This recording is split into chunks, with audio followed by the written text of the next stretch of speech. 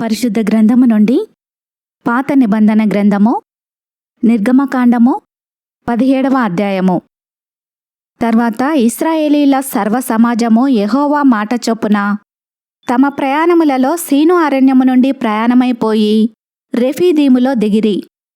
ప్రజలు తమకు త్రాగ నీళ్లు లేనందున మోషేతో వాదించుచు త్రాగుటకు మాకు నీళ్ళిమ్మని అడుగగా, మోషే, మీరు నాతో వాదింపనేలా, యెహోవాను శోధింపనేలా అని వారితో చెప్పెను.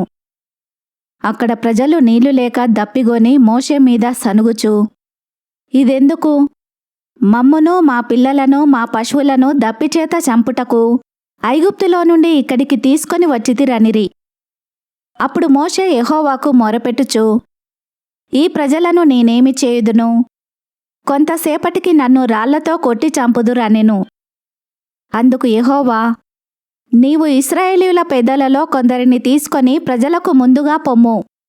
నీవు నదిని కొట్టిన నీ కర్రను చేత పట్టుకొని పొమ్ము. ఇదిగో అక్కడ హోరేబులోని బండ మీద నేను నీకు ఎదురుగా నిలిచేదను. నీవు ఆ బండను కొట్టగా ప్రజలు త్రాగుటకు దానిలో నుండి నీళ్లు బయలుదేరునని మోషేతో సెలవీయగా, మోషే ఇశ్రాయేలీయుల పెద్దల కన్నుల ఎదుట అట్లు చేసెను. అప్పుడు ఇశ్రాయేలీయులు చేసిన వాదమును బట్టియు యెహోవా మన మధ్య ఉన్నాడో లేడో అని వారు యెహోవాను శోధించుటను బట్టియు అతడు ఆ చోటికి మస్సా అనియు మెరీబా అనియు పేర్లు పెట్టెను. తర్వాత అమాలేకీయులు వచ్చి రెఫీదీములో ఇశ్రాయేలీయులతో యుద్ధము చేయగా, మోషే యెహోషువతో, మన కొరకు మనుషులను ఏర్పరచి వారిని తీసుకొని బయలువెళ్ళి అమాలేకీయులతో యుద్ధము చేయుము. రేపు నేను దేవుని కర్రను చేతపట్టుకొని ఆ కొండ శిఖరము మీద నిలిచెదననెను.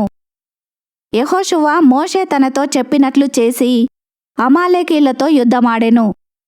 మోషే అహరోను షూరు అనువారు ఆ కొండ శిఖరం ఎక్కిరి. మోషే తన చెయ్యి పైకెత్తినప్పుడు ఇశ్రాయేలీయులు గెలిచిరి. మోషే తన చెయ్యి దింపినప్పుడు అమాలేకీయులు గెలిచిరి.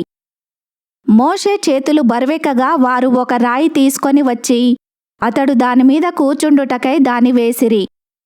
అహరోను షూరులు ఒకడు ఈ ప్రక్కను ఒకడు ఆ ప్రక్కను అతని చేతులను ఆదుకొనగా అతని చేతులు సూర్యుడు అస్తమించు వరకు నిలకడగా ఉండెను.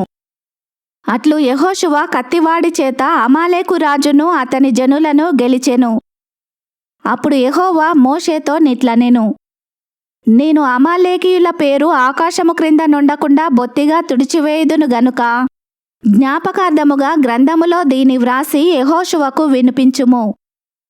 తర్వాత మోషే ఒక బలిపీఠమును కట్టి దానికి యెహోవా నిస్సి అను పేరు పెట్టి, అమాలేకీయులు తమ చేతిని యెహోవా సింహాసనమునకు విరోధముగా ఎత్తిరి గనుక యెహోవాకు అమాలేకీయులతో తరతరముల వరకు యుద్ధమనెను.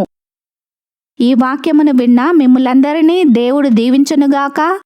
ఆమెన్.